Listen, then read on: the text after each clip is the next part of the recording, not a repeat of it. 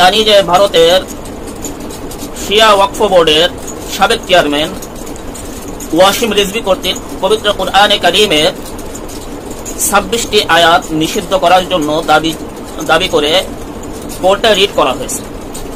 এই 26টি আয়াতকে যেন পবিত্র কালামুল্লাহ থেকে তুলে দেওয়া হয়, কুরআন মাজিদ থেকে তুলে দেওয়া হয়, এটা হলো তার দাবি। আল্লাহ রাব্বুল আলামিন যদি তৌফিক দান করেন, ইচ্ছা আছে কয়েকটা পর্বে আমরা ধারাবাহিকভাবে ওই 26টি আয়াতে আল্লাহ রাব্বুল আলামিন কি বলেছেন এটা নিয়ে সামান্য কিছু আলোকপাত করার চেষ্টা করব। সে নিষিদ্ধের দাবি সম্বলিত আয়াত 26টির ভিতরে সূরা নিসার থেকে রয়েছে 3টি আয়াত তথা 56 নম্বর, 89 নম্বর ও 101 নম্বর আয়াত। এরপরে সূরা মায়েদা থেকে রয়েছে 4টি আয়াত, 14 নম্বর, 33 নম্বর, 51 নম্বর ও 57 নম্বর আয়াত। এরপরে সূরা আনফাল থেকে রয়েছে 3টি আয়াত, 12 নম্বর, 65 নম্বর ও 69 নম্বর। এরপরে সূরা তওবা থেকে রয়েছে 9টি আয়াত, 5 নম্বর, এরপর 14 নম্বর, এরপর 28 ও 29 নম্বর, এরপরে 23 নম্বর, 37 নম্বর, 85 নম্বর, 111 ও 123 নম্বর আয়াত। সূরা আহজাব থেকে একটি 61 নম্বর আয়াত, সূরা আম্বিয়া থেকে একটি 98 নম্বর আয়াত, সূরা সাজদা থেকে একটি তথা 22 নম্বর আয়াত, সূরা ফাতাহ থেকে একটি তথা 20 নম্বর আয়াত, এবং সূরা ইব্রাহিম থেকে একটি তথা 9 নম্বর আয়াত, এবং সূরা হামিম সাজদা বা সূরাতুল ফুসসিলাত থেকে 2টি আয়াত তথা 29 ও 27 নম্বর আয়াত। এই 26টি আয়াত আমাদেরকে সেইভাবে ইতিপূর্বে হয়তো জানার সুযোগ আমাদের হয়নি। এখন তার এই রিটের উসিলা করে এখন তার রিটের সর্বোত্তম বিরোধিতা যেটা হবে যে প্রত্যেকটি মুসলিমের কানে কানে, প্রত্যেকটি মুসলিমের কাছে আমরা এই 26টি আয়াতের ব্যাখ্যা শেয়ার করার মাধ্যমে পৌঁছিয়ে দেব ইনশাআল্লাহ। এই জন্য যে সকল দর্শক শ্রোতা ভাই ও বোনেরা আমার এই ভিডিওটি দেখবেন, আপনাদের কাছে আমার অনুরোধ যে তার বিরোধিতার উদ্দেশ্যে এই ভিডিওটি তথা এই ব্যাখ্যাটি সর্বত্র শেয়ার করবেন, এটা আপনাদের নিকটে অনুরোধ।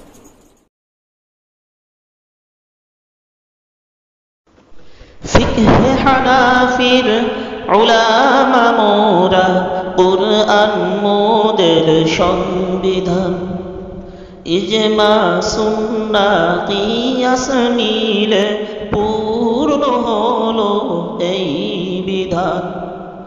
আমরা হানাফি, আমরা মাযহাবী, আমরা বাতিলের গম, সকল বাতিলের মুখোশ খুলিতে ফিকহে হানাফি দাগেরে.com, ফিকহে হানাফি দাগেরে.com।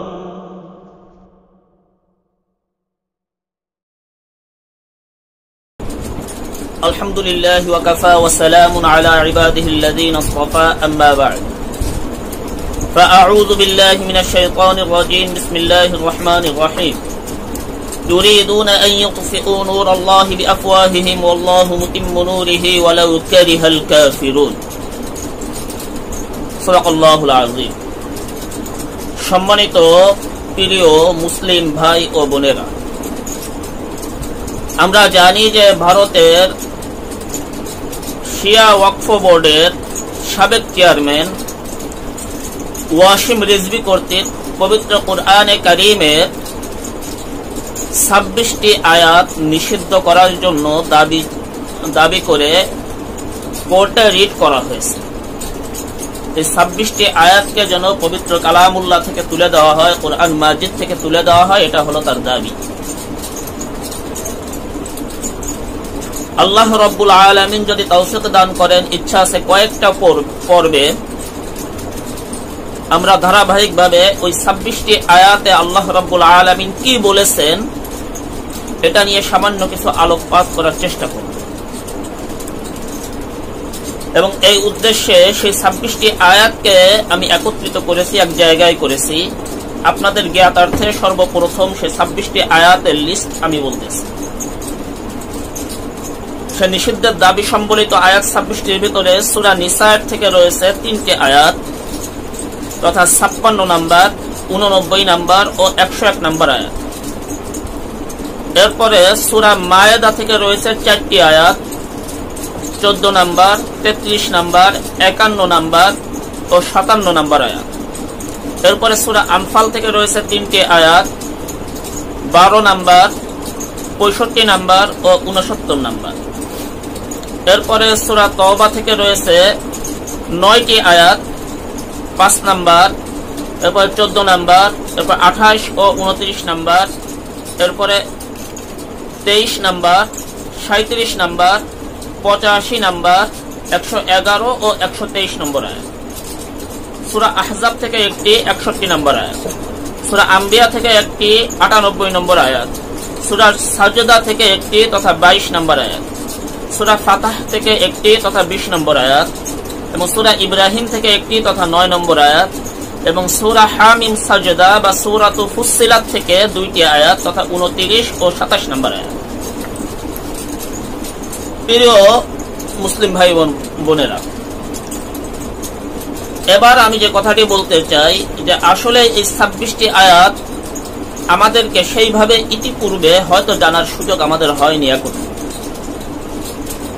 তার এই রিটের উসিলা করে এখন তার রিটের সর্বোত্তম বিরোধিতা যেটা হবে যে প্রত্যেকটি মুসলিমের কানে কানে, প্রত্যেকটি মুসলিমের কাছে আমরা এই 26টি আয়াতের ব্যাখ্যা শেয়ার করার মাধ্যমে পৌঁছিয়ে দেব ইনশাআল্লাহ। এই জন্য যে সকল দর্শক শ্রোতা ভাই ও বোনেরা আমার এই ভিডিওটি দেখবেন, আপনাদের কাছে আমার অনুরোধ যে তার বিরোধিতার উদ্দেশ্যে এই ভিডিওটি তথা এই ব্যাখ্যাটি সর্বত্র শেয়ার করবেন, এটা আপনাদের নিকটে অনুরোধ। আল্লাহ রাব্বুল আলামিন পবিত্র কোরআনের ভিতরে বলছেন, ইউরিদুনা আন ইউতফিউ নূরাল্লাহি বিআফওয়াহিহিম ওয়াল্লাহু মুতিম্মু নূরিহি ওয়ালাউ কারিহাল কাফিরুন। ইউরিদুনা আন ইউতফিউ নূরাল্লাহ, কাফের মুশরিক এরা চায় যে তারা আল্লাহ রাব্বুল আলামিনের নূরকে, তার আলোকে মুখের ফুৎকারে নিভিয়ে দিবে, কিন্তু আল্লাহ রাব্বুল আলামিন তার আলো, তার নূরকে প্রজ্বলিত করবেন, যদিও তারা সেটা অপছন্দ করে। কবির ভাষায় যদি বলি, ধরার মাঝে স্বয়ং বিধাতা জ্বালিয়েছেন যে বাতি, নিভাইতে যে ফুক মারিবে পুড়িবে তাহার দাড়ি। আজ আমরা আলোচনার জন্য নির্ধারণ করেছি সূরা নিসা থেকে যে 3টি আয়াত এবং সূরা মায়েদার 4টি আয়াতের উপরে সংক্ষেপে একটু আলোকপাত করার ইচ্ছা পোষণ করেছি। ওয়ামা তাওফীকি ইল্লা বিল্লাহ।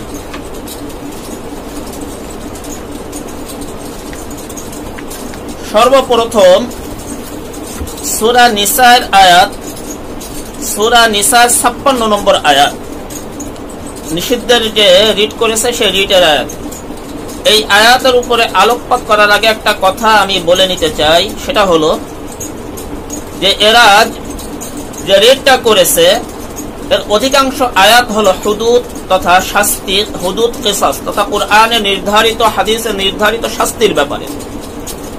দ্বিতীয়ত তাযীরাত তথা ইসলামী শরিয়াত যে সকল দণ্ডবিধি বিভিন্ন হাদিসের মাধ্যমে অথবা বিচারকের উপরে, স্থানকাল পাত্রের উপরে ভিত্তি করে যে সকল দণ্ডবিধিটা ছেড়ে দিয়েছে সেইগুলোর উপরে, এবং কিছু জিহাদের আয়াত যেখানে কাফের মুশরিকদেরকে হত্যা করা হয়েছে বা হত্যা করতে বলা হয়েছে, এই সকল আয়াতকে নিষিদ্ধ রিড করেছে।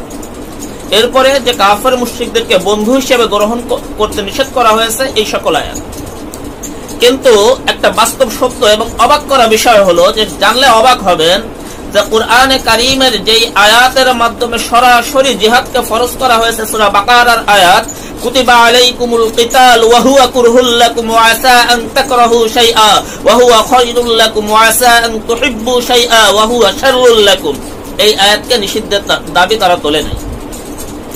অর্থাৎ এই শিয়া পণ্ডিত ওয়াসিম রিজভী এ কিন্তু প্রকৃতপক্ষে জিহাদকে অস্বীকার করে নাই। এর অস্বীকার করতে চাচ্ছে কোরআনের কোন অংশটা? এক, ইহুদি খ্রিস্টানদের সঙ্গে বন্ধুত্ব করে না, তাদেরকে হত্যা করে, এখানে তার আপত্তি, ইহুদি খ্রিস্টানদের সঙ্গে তার সম্পর্ক আছে। দুই, মুশরিকদের সঙ্গে বন্ধুত্ব করে না, তাদের সঙ্গে জিহাদের যে হুকুম, এখানে তার আপত্তি, তাদেরকে বন্ধুরূপে গ্রহণ করে না, এখানে তার আপত্তি, এখানেও সে তাদের দলভুক্ত। কোরআন তো স্পষ্ট বলছে যে তাদের সঙ্গে থাকবে, সে তাদের দলভুক্ত। হাদিস আমার নবী বলছেন তাদের দলভুক্ত। ওয়াসিম রিজভী এটা করার মাধ্যমে তো সে নিজে তো কাফের হয়ে গেছেই। যে মুসলিম এটা জানার পরে নিজ নিজ জায়গা থেকে তার সাধ্য অনুযায়ী তার বিরোধিতা করবে না, তারও ঈমানের উপরে আশঙ্কা আছে। তো যাই হোক, আমরা আলোচনায় আসি সূরা নিসার 56 নম্বর আয়াত। আউযু বিল্লাহি মিনাশ শাইতানির রাজিম। ইন্নাল্লাযীনা কাফারু বিআয়াতিনা সাওফা নুসলিহিম নারা কুল্লামা নাদিজাত জুলুদুহুম বাদদালনাহুম জুলুদান গায়রাহা লিয়াযুকুল আযাব ইন্নাল্লাহা কানা আজিজান হাকীমা। এখানে এই আয়াত, যে আয়াত আল্লাহ রাব্বুল আলামিন বলতেছেন ইন্নাল্লাযীনা কাফারু বিআয়াতিনা সাওফা নুসলিহিম নারা, যে সকল লোক আমার আয়াতসমূহ তথা এই কোরআনে মাজিদকে অস্বীকার করবে, আমি আল্লাহ রাব্বুল আলামিন তাদেরকে আগুনের ভিতরে দগ্ধ করব, আগুনে পোড়াবো, জাহান্নামে নিক্ষেপ করব। এরপরে বলতেছেন যে কুল্লামা নাদিজাত জুলুদুহুম বাদদালনাহুম জুলুদান গায়রাহা লিয়াযুকুল আযাব, যখন আগুন তাদের চামড়াগুলিকে পুড়িয়ে ফেলবে, এরপর আমি আল্লাহ তাদের শরীরে আবার নতুন চামড়া দিয়ে এটা পরিবর্তন করে দেব, লিয়াযুকুল আযাব, যাতে করে তারা পরিপূর্ণরূপে শাস্তিটা ভোগ করতে পারে। ইন্নাল্লাহা কানা আজিজান হাকীমা, নিশ্চয় আল্লাহ রাব্বুল আলামিন মহাপরাক্রমশালী এবং পরজ্ঞামী। জানি না ওয়াসিম রিজভী, শিয়া ওয়াসিম রিজভী লানাতুল্লাহি আলাইহি মালউন, অভিশপ্ত, এর এই আয়াতের উপরে আপত্তির কারণটা কোন পয়েন্টে সে নিজেই সেটা ভালো বলতে পারবে। তবে আমার ক্ষুদ্র বিবেক অনুযায়ী তার আপত্তিটা যে পয়েন্টে আসতে পারে, এই পয়েন্টটা আমি একটু তুলে ধরতে চাই। সে যে পয়েন্টে আপত্তি করতে পারে সেই পয়েন্টটা হলো যে আল্লাহ রাব্বুল আলামিন তো রহমান, আল্লাহ রাব্বুল আলামিন তো রহিম, সুতরাং আল্লাহ রাব্বুল আলামিন কেন আগুনে পোড়াবেন, তিনি কেন জাহান্নামে দগ্ধ করবেন, এটা একটা তার পয়েন্ট হতে পারে। সুতরাং এটা কোরআনের আয়াত না, তার বিশ্বাস এমন হতে পারে, বাকি আল্লাহ পাক ভালো জানেন, আমি জানি না। দ্বিতীয়ত এটা হতে পারে যে কোরআনের আয়াতকে অস্বীকার করলেই যে আগুনে যেতে হবে এটাকে সে মানতে পারতেছে না। এখন সে যে কোনটা মানতে পারতেছে আর কোনটা পারতেছে না এটা তার ব্যাপার, এটা আমি জানি না। তবে প্রশ্ন যে দুইটারই উত্তর আমি দেওয়ার চেষ্টা করব ইনশাআল্লাহ। প্রথম, আল্লাহ রাব্বুল আলামিন রহমান, তিনি দয়ালু, তিনি দয়ার সাগর, তাহলে তিনি কেন জাহান্নামে দিবেন? এ কথার উত্তরে আমি সংক্ষেপে একটা কথা বলি যে জনাব ওয়াসিম রিজভী সাহেব, আপনি একজন পিতা, আপনার একাধিক সন্তান আছে, এটা আমরা ধারণা করি, আমি সঠিক জানি না, ধারণা করি বা ধরে নিচ্ছি যে আপনার একাধিক সন্তান আছে। এখন আপনার দুইটা ছেলে, তারা একসঙ্গে চলাচল করতেছে, চলতে যে বিনা কারণে বড় ছেলেটা ছোট ছেলেটাকে ধাক্কা দিয়ে মাটিতে ফেলে দিল, আপনি কি করবেন? সম্পূর্ণ বিনা কারণে বড় ছেলেটা ছোট ছেলেটাকে ধাক্কা দিয়ে মাটিতে ফেলে দিয়েছে, ছোট ছেলেটা ব্যথা পেয়েছে, কান্না করতেছে। আপনি পিতা হিসেবে আপনি বড় সন্তানের উপরে দয়ালু, ছোট সন্তানের উপরে দয়ালু, উভয় আপনার সন্তান, এবং একজন আদর্শবান মানুষ হিসেবে আপনি কি করবেন? আপনি বড় সন্তানটাকে নিশ্চয় শাস্তি দিবেন, নিশ্চয় তাকে শাসন করবেন, নিশ্চয় শাসন না করলেও অন্তত একটা ধমকি দিবেন। কেন? আপনি না দয়ার সাগর, এটা কেন করবেন? এটা এই জন্য করবেন যে বড় সন্তানটাকে যদি আপনি ধমকি না দেন, শাস্তি না দেন, এর অর্থ হলো ছোট সন্তানটার উপরে আপনি অবিচার করলেন। একে শাসন না করার অর্থ ছোট সন্তানটা যে জুলুমের শিকার হয়েছে বিনা অপরাধে, তার প্রতি আপনি অবিচার করলেন।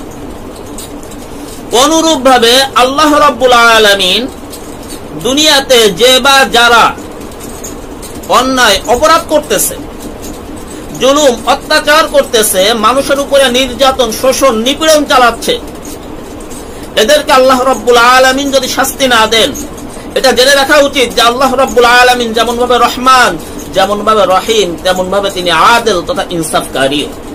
তিনি যেমন ভাবে দয়ার সাগর, তেমন ভাবে তিনি ন্যায় বিচারক, তিনি ন্যায় বিচার করবেন। আপনার অন্যায়ের জন্য আপনাকে তিনি শাস্তি দিবেন, আপনি অন্যায় করবেন না, শাস্তি দিবেন না। এবং আল্লাহ রাব্বুল আলামিন তো নিজে স্পষ্ট বলছেন যে কিয়ামতের ময়দানে কোন নফসের উপরে জুলুম করা হবে না। লাহা মা কাসাবাত ওয়া আলাইহা মাকতাসাবাত, তারা যা করবে সেটাই তারা পাবে, এর থেকে কোনো কম বেশি করা হবে না।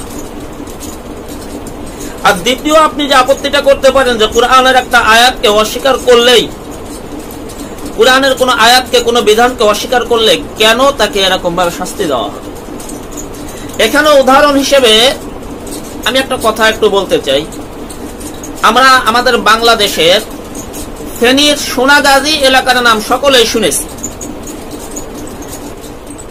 শোনেননি ওয়ার্ল্ড ওয়ারি বিশ্ব, শুধু বাংলাদেশ নয় সারা বিশ্ব পরিমণ্ডলে যারা আছেন এবং মোটামুটি বিশ্ব পরিমণ্ডলের খবর রাখেন, আমার ধারণা যে শোনেননি এমন কেউ নাই। আমরা সকলেই শুনেছি। তাহলে সেখানের একটা ঘটনা বলি। আজ থেকে প্রায় 8-9 বছর আগের ঘটনা, বা 4-5 বছর আগে সম্প্রতি যে একটা ঘটনা, একটা মেয়েকে আগুনে পুড়িয়ে মারা হয়েছে। এর আগে এরকম ভাবে আমরা জানি যে একটা 9 বছরের শিশু বাচ্চাকে ধর্ষণ করা হয়েছে। এরপরে তাকে এরকম ভাবে মেরে ধান খেতে ফেলে রাখা হয়েছে। এরকম ভাবে ভিন্ন ভিন্ন ফেনী সোনাগাজী এটা ধর্ষণের জন্য বিখ্যাত হয়ে গেছে। এই জন্য এলাকাটির নাম নিলাম। তা ধরে নেন যে আপনি একজন বিচারক, আপনি বিচার কার্য পরিচালনা করতে বসছেন। এখন আপনাকে বিচারকের দায়িত্ব দেওয়া হয়েছে। এখন আপনার কাছে বিচার গেছে যে একটা ছোট বাচ্চা, নিরীহ মাসুম বাচ্চাকে 5-7 জন বুঝমান, বিবেকবান, সুস্থ সবল পুরুষ তারা ধর্ষণ করে তাকে তিলে তিলে যন্ত্রণা দিয়ে হত্যা করেছে। আপনি তাদের জন্য কি শাস্তির ব্যবস্থা করবেন? যদি আপনার ক্ষমতা থাকে তাকে একবার মৃত্যুদণ্ড দিয়ে আপনি ক্ষান্ত দিবেন না, আপনি তাকে একাধিকবার মৃত্যুদণ্ড দেওয়ার চেষ্টা করবেন। কিন্তু যেহেতু এটা সম্ভব নয় আমাদের দ্বারা, মালিকের দ্বারা সম্ভব, তিনি বারবার চামড়া পরিবর্তন করে এই শাস্তিটাকে তাকে ভোগ করাবেন। আর কোরআনের আয়াত অস্বীকার করা, এক্ষেত্রে আমি বাংলাদেশের নাগরিক, এই বাংলাদেশের একজন দায়িত্ববান নাগরিক হিসেবে বলতেছি যে আমরা বাংলাদেশের সংবিধানের উপরে যতটুকু আল্লাহর কোরআন এবং রাসূলুল্লাহ সাল্লাল্লাহু আলাইহি ওয়াসাল্লামের হাদিসের সঙ্গে সাংঘর্ষিক, এতটুকুকে মানি না। তবে সাংঘর্ষিক নয়, এর পরিপূর্ণ সবটুকুর উপরে আমি আস্থাশীল এবং পরিপূর্ণরূপে এই দেশের নাগরিক হিসেবে সংবিধানের উপরে আমি একজন দায়িত্ববান নাগরিক। কিন্তু আমার পরিচয় সর্বপ্রথম আমি মুসলিম, আমার দ্বিতীয় পরিচয় হলো আমি বাঙালি। সুতরাং প্রথম আমার সংবিধান কোরআন, জনাবে মুহাম্মদুর রাসূলুল্লাহ সাল্লাল্লাহু আলাইহি ওয়াসাল্লামের হাদিস। আমার দ্বিতীয় সংবিধান বাংলাদেশের সংবিধান। এখন আসি যে ধরে নি যে বাংলাদেশের সংবিধানের যে অংশটুকু কোরআন ও হাদিসের সাথে সাংঘর্ষিক, আমি অন্তরে মনে প্রাণে মানি না, তবে প্রকাশ্যে কিন্তু সেইটুকুর বিরোধিতা আমি করতে পারি না।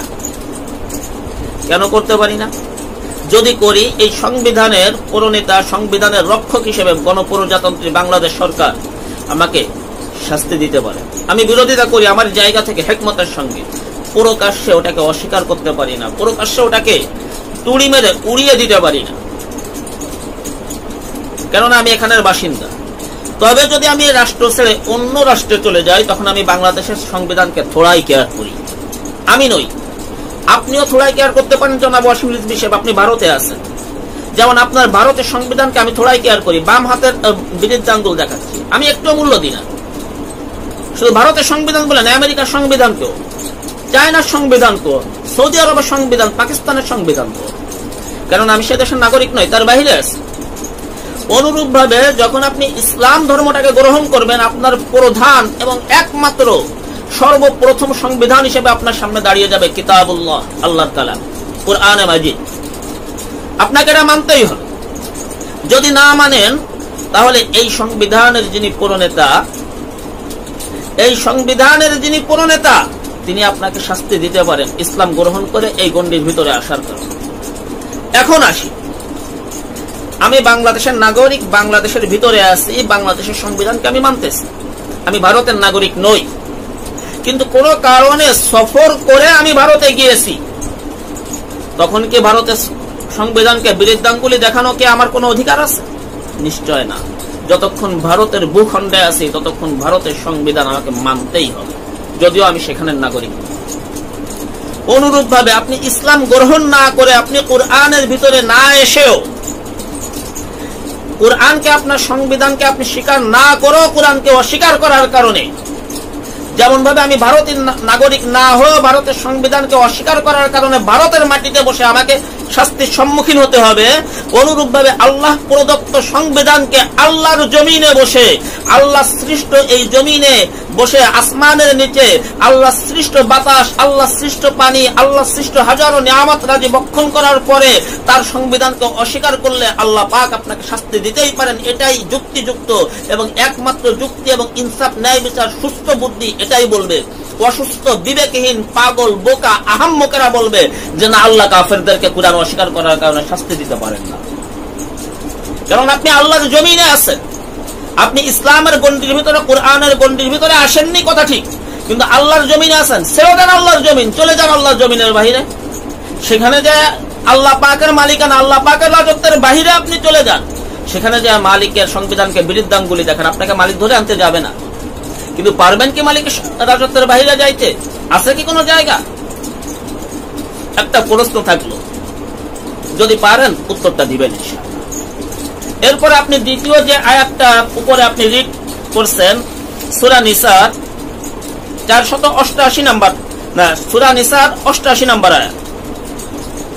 এই আয়াতে আল্লাহ রাব্বুল আলামিন বলছেন, ফামা লাকুম ফিল মুনাফিকিনা ফিআতাইনি ওয়াল্লাহু আরকাসাহুম বিমা কাসাবু আতুরিদুনা আন তাহদু মান আদাল্লাল্লাহু ওয়া মান ইউদ্লিলিল্লাহু ফালান তাজিদা লাহু সাবিলা। আপনি এই আয়াতের উপরে কেন আপত্তি করছেন জানি না। এই আয়াতের উপরে আপত্তি একমাত্র মুনাফিকরাই করতে পারে, যে নিজেকে মুনাফিক মনে করে।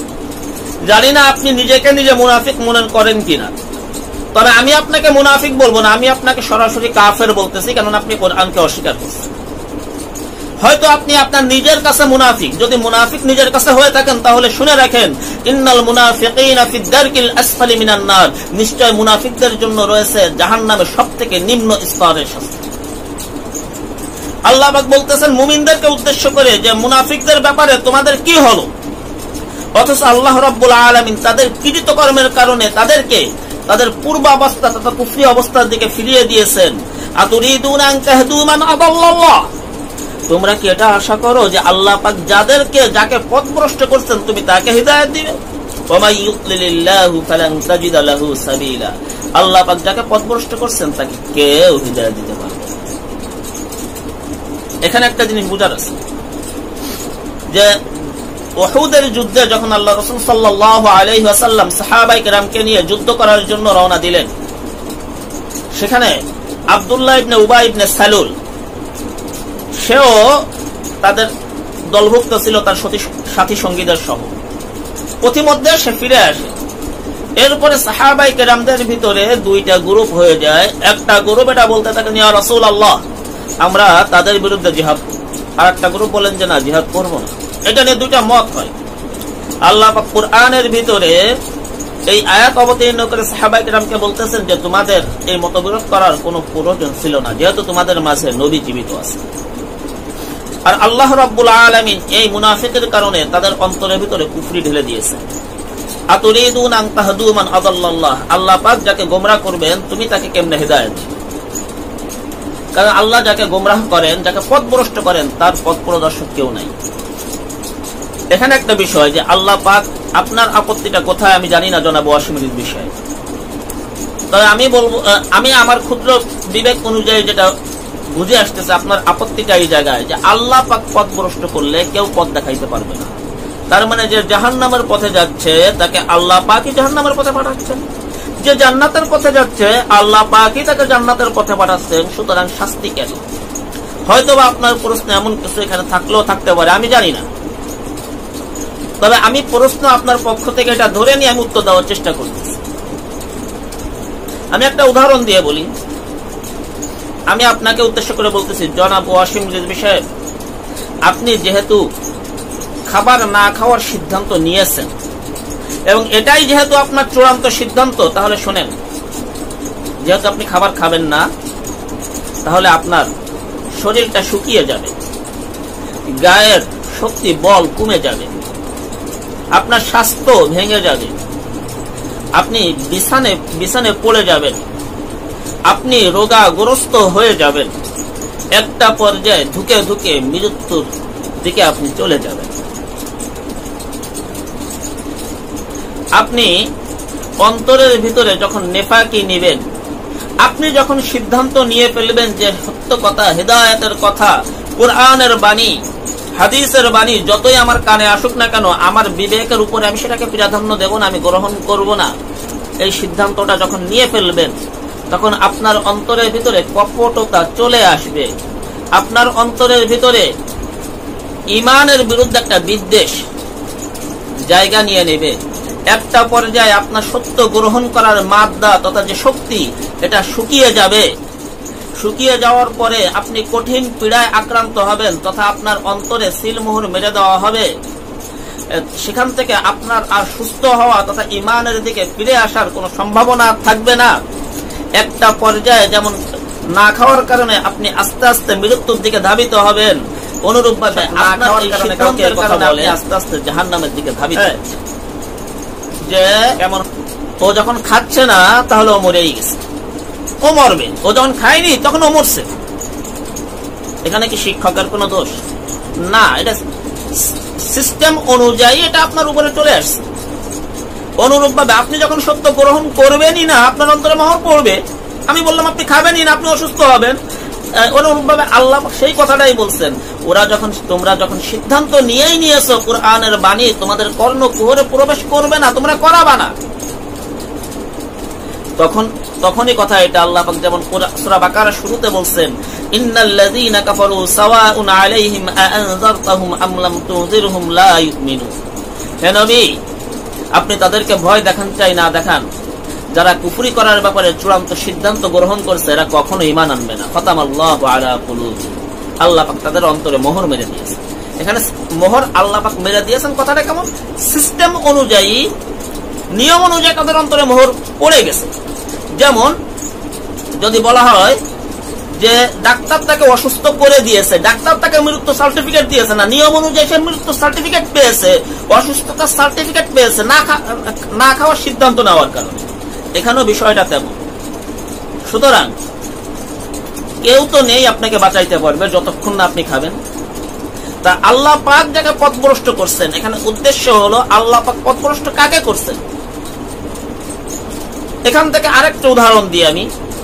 আমার বাড়ি খুলনাতে, আমি যাব ঢাকাতে, আমি বাসে উঠলাম বরিশালে, আমি বাসে উঠছি কোথায়, বরিশালে। এবার বরিশালে বাসটা ছেড়ে দিয়েছে, আমি কি কোশ্চিনকালে ঢাকায় যাইতে পারবো? এখন যদি বলা হয় যে বরিশালের বাসের ড্রাইভার যাকে নিয়ে গেছে সে কখনো ঢাকায় পৌঁছতে পারবে না, এখানে কি ড্রাইভারের দোষ? কোশ্চিনকালে কি আপনি দিবেন? আমার তো মনে হয় না কোনো সুস্থ বিবেকবান দোষ দিতে পারে। কারণ আমি বরিশালের বাসে উঠেছি, বরিশালের বাসের ড্রাইভার আমাকে নিয়ে চলছে, আমি কোশ্চিনকালে ঢাকায় যাইতে পারবো না, এটাই স্বাভাবিক। আমি জাহান্নামের রাস্তার দিকে দৌড়াচ্ছি, সত্য গ্রহণ না করার সিদ্ধান্ত নিয়েছি, তাই কোশ্চিনকালে আমি জান্নাতের দিকে যাইতে পারবো না, ঈমানের দিকে আসতে পারবো না, এটাই স্বাভাবিক। সেই কথাই আল্লাহ বলছেন, এছাড়া তো আর কিছুই না। বলতে পারেন, ছোট্ট একটা প্রশ্ন করতে পারেন যে আল্লাহ পাকের হুকুম ছাড়া গাছের পাতাও নড়ে না। প্রশ্নটা করতে পারেন যে আল্লাহ পাক তো তাকদীরে লিখে রাখছিল, তাই এটাই। আমি এতটুকুই বলবো, আপনি সূরা দাহার খোলেন, যেখানে আল্লাহ রাব্বুল আলামিন স্পষ্ট ভাবে বলছেন, ইন্না হাদাইনাহুস সাবিল ইম্মা শাকিরা ওয়া ইম্মা কাফুরা ইন্না আ'তাদনা লিল কাফিরিনা সালাসিলা ওয়া আগলালা ওয়া সা'ীরা ইন্নাল আবরারা ইয়াশরাবুনা মিন কাসিন কানা মিজাজুহা কাফুরা। যে আমি আল্লাহ প্রস্তুত করে রেখেছি, আমি পথ দেখাই দিয়েছি, আমি ইন্না হাদাইনাহুস সাবিল, আমি পথ দেখাই দিয়েছি, ইম্মা শাকিরা ওয়া ইম্মা কাফুরা। যদি তোমার মনে চায় বান্দা, তাহলে আমার কৃতজ্ঞতাশীল বান্দা হয়ে যাও। যদি মনে না চায় কুফরি করো, কোনো আপত্তি নাই। আমি আল্লাহ বাধা দিব না দুনিয়াতে, আমি তোমাকে স্বাধীন ইচ্ছা দিয়েছি, তুমি ইচ্ছা করবে আমি ক্ষমতা দিব। তুমি যদি ভালো কাজের ইচ্ছা করো আমি ক্ষমতা দিব, তুমি খারাপ কাজের ইচ্ছা করলে আমি খারাপ কাজের ক্ষমতা দিব। তবে শুনে রাখো, ইন্না আ'তাদনা লিল কাফিরিনা সালাসিলা ওয়া আগলালা ওয়া সা'ীরা। যদি কুফরি করো, আগুন, শিকল, বেড়ি এগুলো প্রস্তুত করে রাখছি তোমাদের জন্য, কুফরি করো। আর যদি নেককার হও, আমার কৃতজ্ঞতা প্রকাশ করো, আমি যেভাবে চলতে বলেছি সেইভাবে চলো। ইন্নাল আবরারা ইয়াশরাবুনা মিন কাসিন কানা মিজাজুহা কাফুরা। আরে মিশক, আম্বার, কাফুরের সুগন্ধ ঘ্রাণযুক্ত, এরকম ভাবে তোমাদের জন্য শরবতও আমি আল্লাহ প্রস্তুত করে রেখেছি। এখানে সংক্ষেপে বলছেন, জান্নাতের বর্ণনা বিভিন্ন জায়গায় আছে। সুতরাং এই ক্ষেত্রে আল্লাহ রাব্বুল আলামিনকে আপনি দোষ দিতে পারতেছেন না বা কোরআনের উপর আপত্তি করতে পারতেছেন।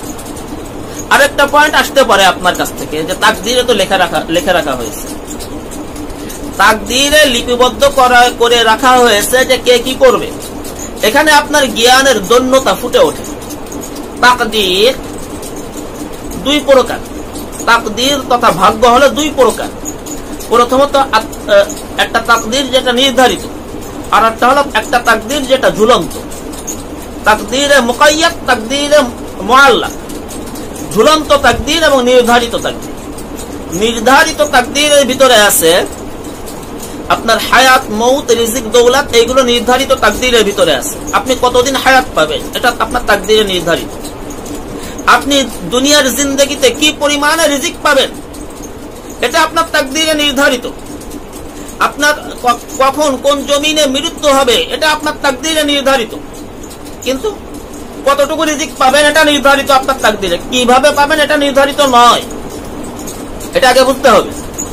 আপনি কতটুকু রিজিক পাবেন এটা নির্ধারিত, কিভাবে পাবেন এটা নির্ধারিত নয়। এটা আসবে আপনার কর্মের কারণে।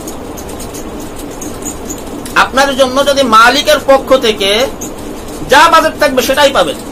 আপনার কর্মের কারণে হয়তো সম্মানের সঙ্গে হাদিয়া হিসেবে পাবেন, আপনার কর্মের কারণে মাথার গাম হয়তো পায়ে ফেলে পাবেন, আপনার কর্মের কারণে হয়তো হারাম পন্থায় পাবেন, নতুবা হালাল পন্থায় পাবেন, গণপিটুনি খেয়ে পাইতে পারেন, মানুষের বাজারের ভিড়ের ভিতরে অপমানিত হয়ে মুখে চুনকালি মাখাও পাইতে পারেন, হাত পা ভেঙে অ্যাক্সিডেন্ট করে অনুদান হিসেবেও পাইতে পারেন।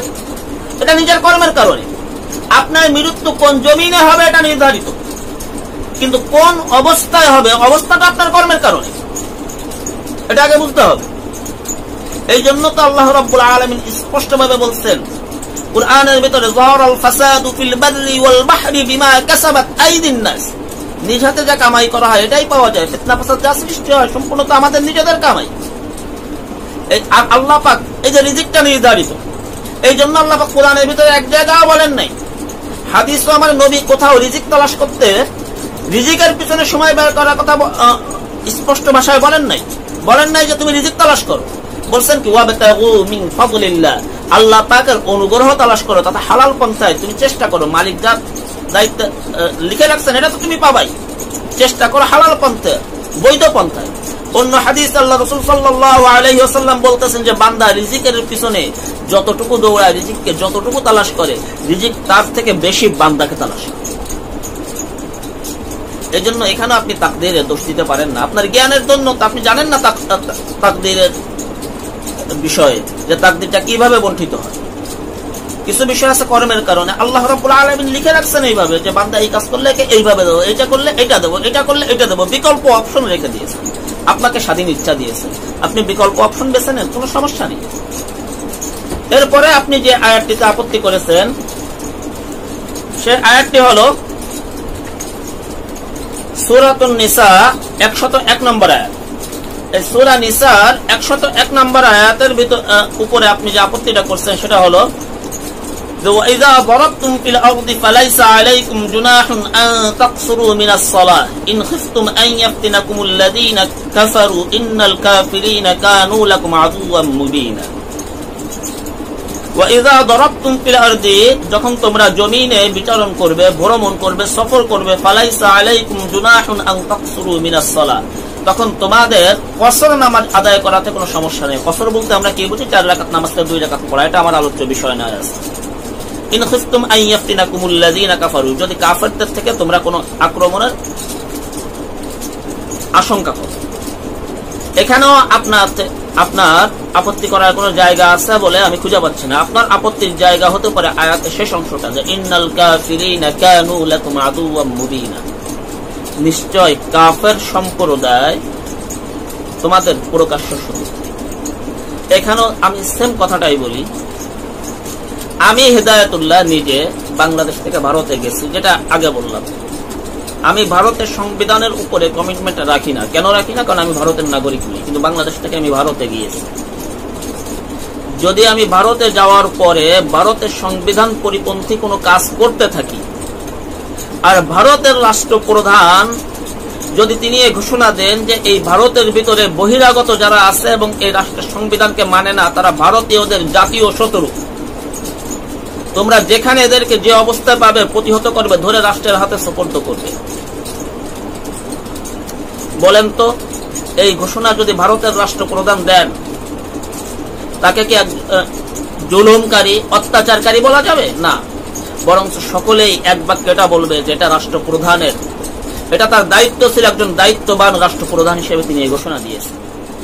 ঠিক তেমনি ভাবে আল্লাহর জমিনে বসবাস করে আল্লাহ পাকের রাজত্বের মধ্য থেকে আল্লাহ পাকের সংবিধানকে যারা অস্বীকার করবে, যারা আল্লাহ পাকের রাজত্বকে মেনে নিয়েছে, আল্লাহ পাকের সংবিধান তথা কুরআনের উপরে যারা কমিটমেন্ট রাখে, এদেরকেও আল্লাহ পাক একজন যোগ্য রাষ্ট্রপ্রধান তথা তার রাজত্বের মালিক হিসেবে, মুনিব হিসেবে, আমাদের মালিক, সৃষ্টিকর্তা, রিজিকদাতা হিসেবে, আমাদের লালন পালন কর্তা হিসেবে, আমাদের সার্বভৌমত্বের মালিক হিসেবে তিনি এটা আমাদেরকে হুঁশিয়ারি দিচ্ছেন যে শুনে রাখো, যারা আমার এই রাজ্যে বসবাস করে আমার এই সংবিধানের প্রতি বিরুদ্ধাঙ্গুলি দেখায়, আমার এই সংবিধানের প্রতি কমিটমেন্ট রাখে না, হে আমার কমিটমেন্ট রাখনে ওয়ালা বান্দারা, তোমরা শুনো, এরা তোমাদের প্রকাশ্য শত্রু।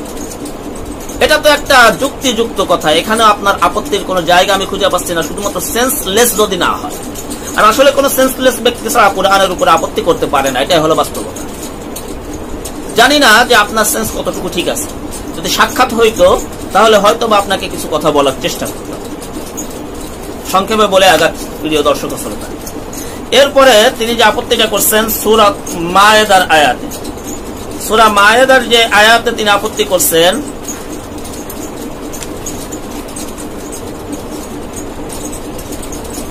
সেটা হলো যে সূরাতুল মায়েদার 14 নম্বর আয়াতের উপরে তিনি আপত্তি করছেন। আমি এগুলো এক জায়গায় গোছায় নিয়েছি এবং প্রিন্ট দিয়ে নিয়েছি। সূরা মায়েদার 14 নম্বর আয়াতের উপরে তিনি যে আপত্তিটা করছেন সেটা আয়াতটি আগে পড়ি। وَمِنَ الَّذِينَ قَالُوا إِنَّا نَصَارَى أَخَذْنَا مِيثَاقَهُمْ فَنَسُوا حَظًّا مِّمَّا ذُكِّرُوا بِهِ فَأَغْرَيْنَا بَيْنَهُمُ الْعَدَاوَةَ وَالْبَغْضَاءَ إِلَى يَوْمِ الْقِيَامَةِ وَسَوْفَ يُنَبِّئُهُمُ اللَّهُ بِمَا كَانُوا يَصْنَعُونَ। এবং ওই সকল আহলে কিতাবদের মধ্য থেকে তথা যাদেরকে কিতাব দেওয়া হয়েছিল তাদের মধ্য থেকে একদল এমন আছে যারা বলে যে ইন্না নাসারা, নিশ্চয় আমরা হলো নাসারা। আসলে এখানে একটা জিনিস জানার ছিল এবং জেনে নেওয়া উচিত যে নাসারা তথা খ্রিস্টানদেরকে নাসারা কেন বলা হয়।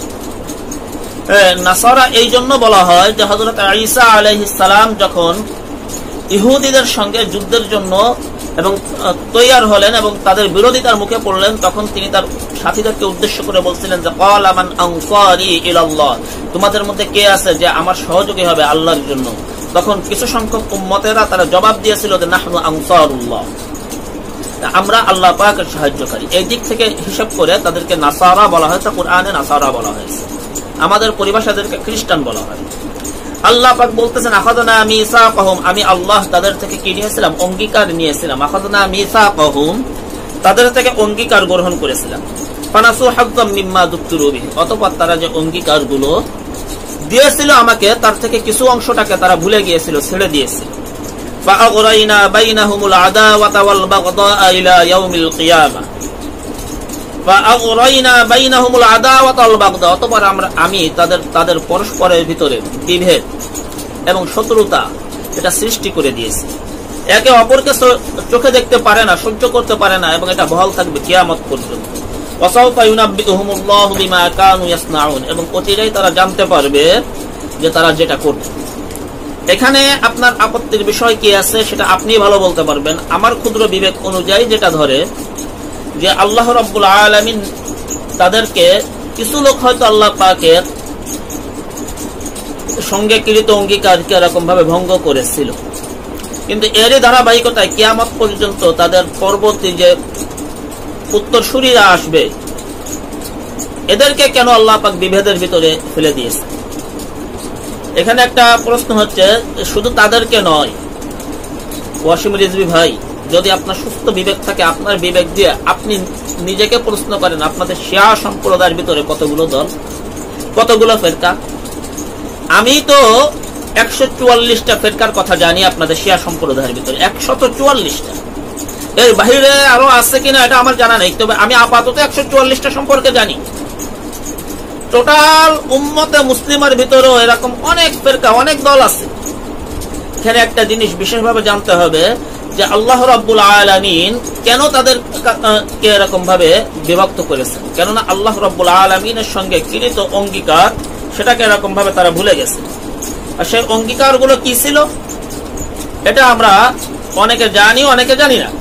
সেই অঙ্গীকার গুলোর ভিতরে অনেকগুলো অঙ্গীকার ছিল, তার ভিতরে বিশেষভাবে ছিল যে এরকম ভাবে কেউ কাউকে হত্যা করবে না, দিনের ক্ষেত্রে একে অপরকে সাহায্য করবে, অন্যায় কাজে সাহায্য করবে না, আত্মীয়তার সম্পর্ক ছিন্ন করবে না, রক্তপাত করবে না, এই যে ছিল চুরি করবে না, জেনা করবে না, সন্তানদেরকে হত্যা করবে না, একে অপরের বিরুদ্ধে শত্রুতা পোষণ করবে না। এই জাতীয় আল্লাহ রাব্বুল আলামিন যে অঙ্গীকারগুলো আমাদের থেকে, মুসলিমদের থেকেও নিয়েছে। এখন আল্লাহ পাকের দেওয়া এই অঙ্গীকারগুলোকে যখন ভঙ্গ করা হবে, এই শাস্তিটা শুধুমাত্র নাসারাদের জন্য নয়, বরং আমাদের সমাজে মুসলিমদের ভিতরেও এই শাস্তিটা আল্লাহ পাক এখন বর্তমানে চালু করে দিয়েছে। আপনাদের শিয়া সম্প্রদায়ের ভিতরে তারও অনেক আগে থেকে। ঠিক তেমনি ভাবে খ্রিস্টানদের ভিতরে আজকে এই মুহূর্তে বর্তমান বিশ্বে আমরা মুসলিমরা যদি আমাদের এই অঙ্গীকারের উপর আবার ফিরে আসি, আল্লাহ পাকের সঙ্গে কৃত ওয়াদার দিকে যদি আবার ফিরে যাই, আল্লাহ রাব্বুল আলামিন আবার আমাদেরকে এক করে দিবেন। অনুরূপ ভাবে খ্রিস্টানেরা হযরত ঈসা আলাইহিস সালামের সঙ্গে যে অঙ্গীকার করেছিল যে মুহাম্মদ সাল্লাল্লাহু আলাইহি ওয়াসাল্লাম আসলে তাকে মেনে নিবে, এই মেনে নিলে তারাও আমাদের সঙ্গে এক হয়ে যাবে, সমস্যা নেই। এই অঙ্গীকার ভুলে যাওয়ার কারণে আজকে তাদের ভিতরে কত গ্রুপ হয়েছে। তার ভিতরে একটা গ্রুপ হচ্ছে ইয়াকুবিয়া, এরপরে একটা গ্রুপ হলো নাস্তুরিয়া, এরপরে আছে আরিওসিয়া, এরকম ভাবে আরো বিভিন্ন গ্রুপ আছে। এদের এক গ্রুপ আর এক গ্রুপকে কাফের মনে করে, এক গ্রুপ আর এক গ্রুপের উপাসনা যায় না। কিন্তু এই শাস্তিটা তাদের জন্য কিয়ামত পর্যন্ত বহাল। এর অর্থ হলো যারা কিয়ামত পর্যন্ত এই পাপের সঙ্গে থাকবে তাদের জন্য বহাল, যারা এই পাপকে ছেড়ে দিবে, তওবা করবে, ফিরে আসবে, তাদের জন্য তো বহাল নয়। এটাই হলো বিষয়। এখন আপনার মূল আলোচ্য বিষয় কোনটা আমি জানি না, তবে আমার ব্রেনে যতটুকু ধরলো সেই অনুযায়ী আমি আপনাকে জবাব দেওয়ার চেষ্টা করলাম। এরপরে আপনি সূরা মায়েদার 33 নম্বর আয়াতের উপরে যে আপত্তিটা তুলছেন, সেখানে আপনি আয়াতে আল্লাহ রাব্বুল আলামিন যেটা বলছেন, ইন্নামা জাযাউল লাযীনা ইউহারিবুনা আল্লাহা ওয়া রাসূলাহু ওয়া ইয়াসআউনা ফিল আরদি ফাসাদান আন ইউকাত্তালু আও ইউসাল্লাবু আও তুকাত্তাআ আইদিহিম ওয়া আরজুলুহুম মিন খিলাফিন আও ইউনফাউ মিনাল আরদ যালিকা লাহুম খিজুন ফিদ দুনিয়া ওয়া লাহুম ফিল আখিরাতি আযাবুন আযীম। এই আয়াতের আগে অনুবাদ করি, এরপর আপনার আপত্তিটা কোথায় এটা খুঁজে বের করার চেষ্টা করুন।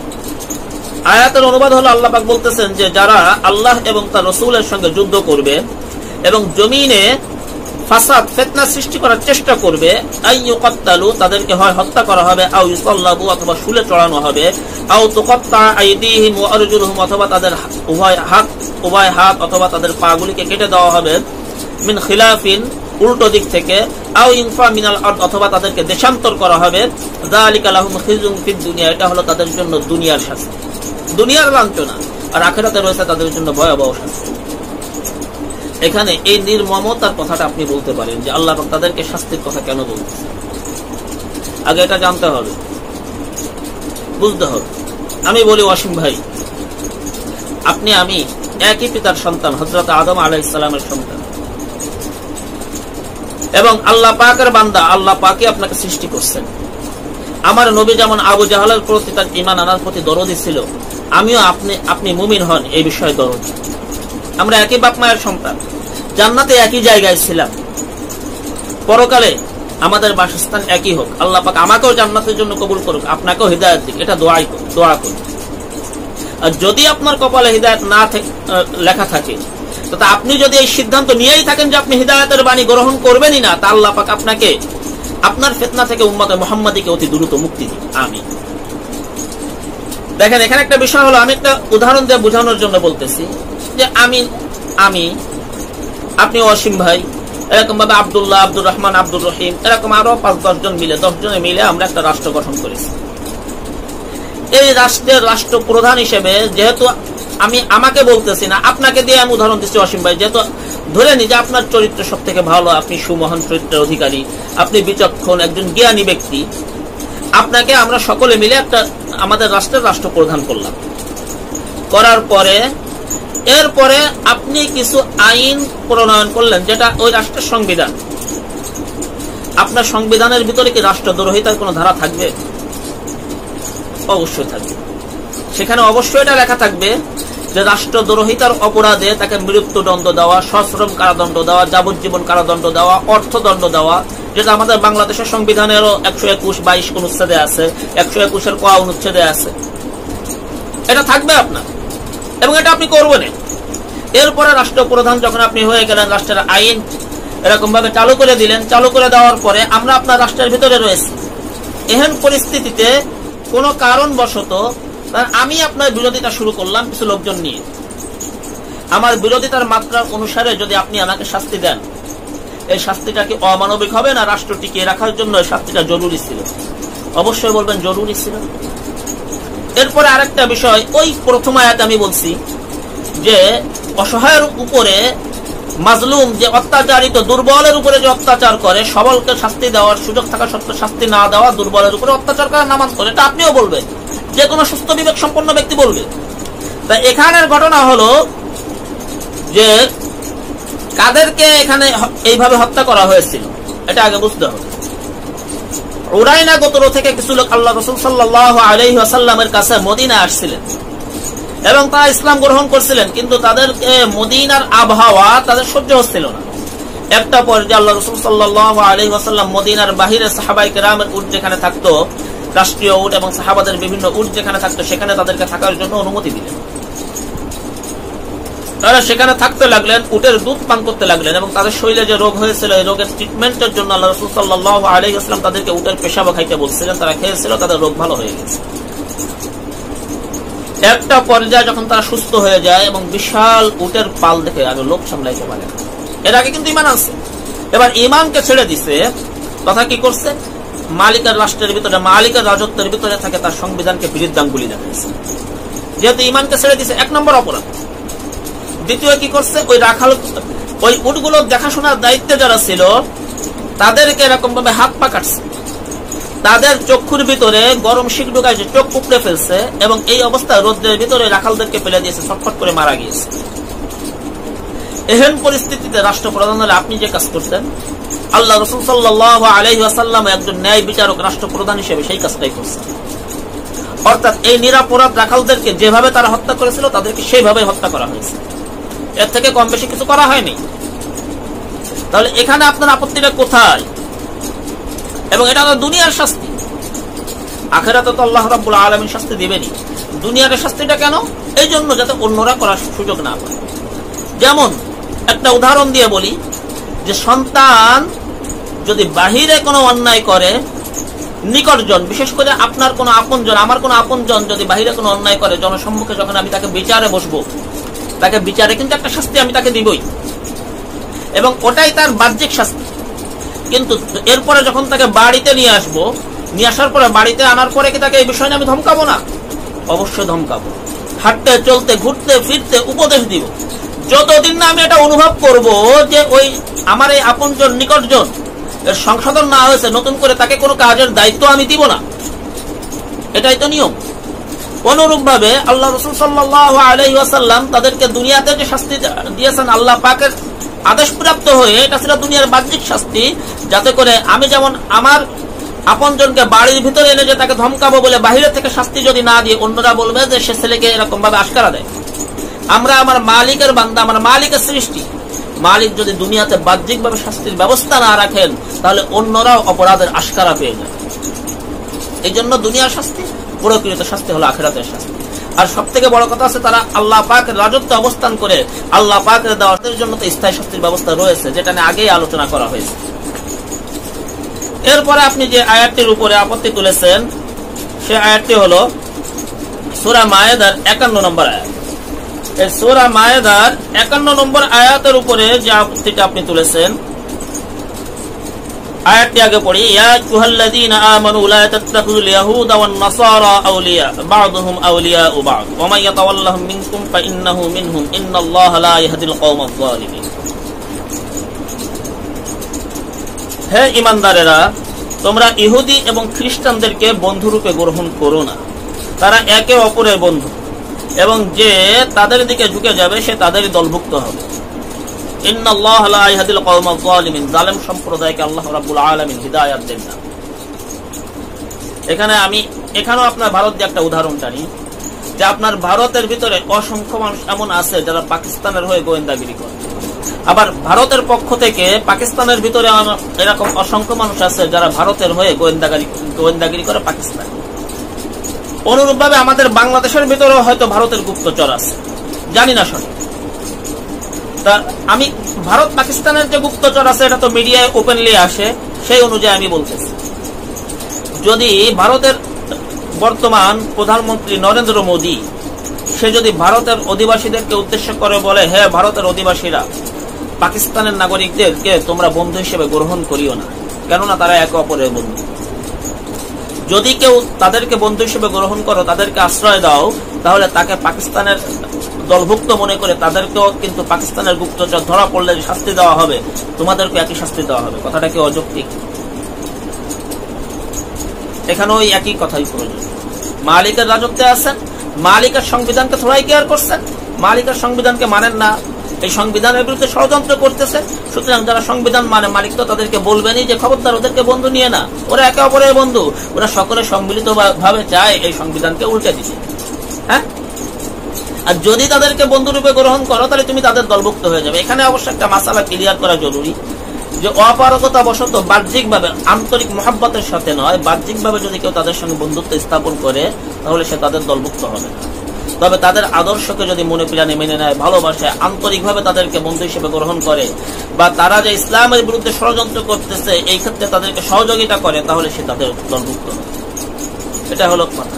আর ইন্নাল্লাহা লা ইয়াহদিল কওমাল যালিমিন, আল্লাহ রাব্বুল আলামিন জুলুমকারী সম্প্রদায়কে হিদায়াত দেন না। অনুরূপ যেমন ভাবে জুলুমকারী সন্তানকে তার পিতা কোনো কাজের দায়িত্ব দেয় না, অপচারকারী সন্তানকে পিতা তার কাজের কোনো দায়িত্ব দেয় না। এখানে পিতার যেমন কাজের দায়িত্ব সন্তানকে না দেওয়া অন্যায় নয়, আমার মালিক যাদের ভাবি হইল, যারা সর্বদা জন্য অত্যাচারে লিপ্ত রয়েছে, অত্যাচার করতেছে, এদেরকেও এরকম জান্নাতের পথ দেখা। এটাই হলো সিস্টেম, এটা সিস্টেম ওয়ারি। এখানে আপত্তির কোন সুযোগ আছে বলে আমি খুঁজে পাচ্ছি। এরপরে আজকের যে আলোচনা করব, আজকের আলোচনা সর্বশেষ আয়াত, এরপরে দ্বিতীয় পর্বে ইনশাআল্লাহ বাকিটা আসবে। সূরা মায়েদার 57 নম্বর আয়াতের উপরও আপনি একটু আপত্তি তুলেছেন। আয়াতটি হলো, ইয়া আইয়ুহাল্লাযীনা আমানু লা তাত্তাখিযুল্লাযীনা ইত্তাখাযু দীনাকুম হুজুওয়া ওয়া লা'iবাম মিনাল্লাযীনা উতুল কিতাবা মিন ক্বাবলিকুম ওয়াল কুফফারা আউলিয়া ওয়াত্তাকুল্লাহা ইন কুনতুম মুমিনিন। হে ঈমানদারেরা, তোমরা ওই সকল লোকদেরকে বন্ধু বানিও না, তাদের সঙ্গে মিশো না, যারা কি করেছে তোমাদের দিনকে, তোমাদের ধর্মকে তথা দিন ইসলামকে, কোরআনকে, হাদিসকে এটা খেলতামাশার বস্তু বানিয়ে নিয়েছে। ওই সকল লোকদের মধ্য থেকে যাদেরকে কিতাব দেওয়া হয়েছিল, তথা ইহুদি খ্রিস্টান, এদেরকে কিতাব দেওয়া হয়েছিল, আল্লাহ পাক কিতাব দিয়েছিলেন, কিন্তু যারা ইসলামকে খেলতামাশার বস্তু বানিয়ে নিয়েছে, ইসলাম নিয়ে কটূক্তি করে, ইসলামের সঙ্গে জোকারি করে, যেমন ইসলামের বিভিন্ন বিধানের উপর আপত্তি করতেছে, আমরা জবাবও দিচ্ছি, আলহামদুলিল্লাহ জবাব দিয়েও যাব। যদিও আপনারা ঈমান না আনেন, আমাদের দায়িত্ব জবাব দেওয়া, আমরা দিয়ে যাব। ইসলামের একটা বিধানও অযৌক্তিক নয়, একটা বিধানও অমানবিক নয়। ইসলামের প্রত্যেকটা বিধানই মানবিক, ইসলামের প্রত্যেকটা বিধানই যৌক্তিক, ইসলামের প্রত্যেকটা বিধানই কল্যাণের, ইসলামের প্রত্যেকটা বিধানই শান্তির। ইসলামের কোন বিধান অকল্যাণের নয়, অশান্তির নয়, অযৌক্তিক নয়, অমানবিক নয়। যদি কোনো বিধানের ক্ষেত্রে কারো কোনো আপত্তি থাকে, এই ভিডিওর উপরে ভিত্তি করে যারা শুনবেন, আমি প্রত্যেককে চ্যালেঞ্জ করছি, ইসলামের কোন বিধান যদি আপনার কাছে অমানবিক, এরকম ভাবে অসামাজিক মনে হয়, আপনাকে আমি চ্যালেঞ্জ করছি, আপনি আসেন, ইনশাআল্লাহ আপনার ভুল ভাঙানোর জন্য সর্বাত্মক চেষ্টা করুন। এরপরে বলতেছেন, এবং কাফেরদেরকেও বন্ধুরূপে গ্রহণ করো না। ওই আগের আয়াতে যে আপত্তি, ঠিক একই আপত্তি আপনার এখানে থাকতে পারে, এবং আগের আয়াতের ক্ষেত্রে যে জবাব দিয়েছি এখানে একই জবাবই প্রযোজ্য হবে। ওয়াত্তাকুল্লাহ ইন কুনতুম মুমিনিন, আর তুমি যদি মুমিন হও আল্লাহকে ভয় করো। অর্থাৎ তুমি যদি রাষ্ট্রের প্রতি শ্রদ্ধাশীল হও, তাহলে রাষ্ট্রের আইনকে মানো, রাষ্ট্রদ্রোহীদের সঙ্গে তুমি মিশিও।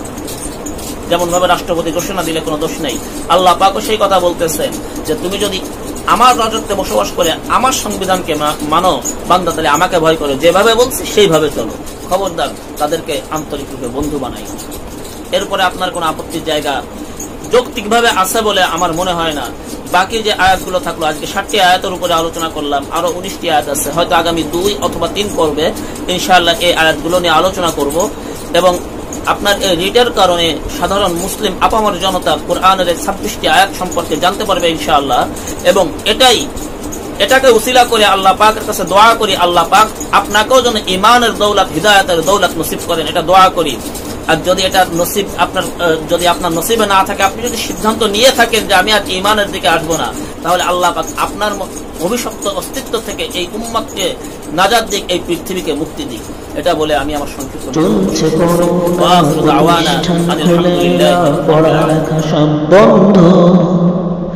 এভাবে চলে না, বসে থাকা যায় না, খুঁজতে হবে মাধ্যম অন্য। সমস্যা সমাধানে দিনের শিক্ষা নিয়ে হয়েছে যার আগমন। তালিমুল ইসলাম অনলাইন মাদ্রাসাতে সবাইকে শুভেচ্ছা স্বাগতম, সবাইকে শুভেচ্ছা স্বাগতম।